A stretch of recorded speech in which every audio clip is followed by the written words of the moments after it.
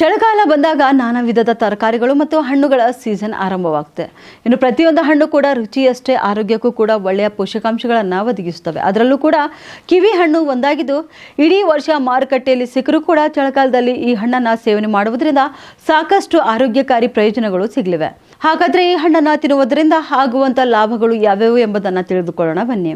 C ಜೀವಸತ್ವ ಹೇರಳವಾಗಿರುವ ಈ ಹಣ್ಣು ದೇಹದ ಪ್ರತಿರೋಧಕ ಶಕ್ತಿಗೆ ಭೀಮಬಲ ನೀಡುತ್ತದೆ.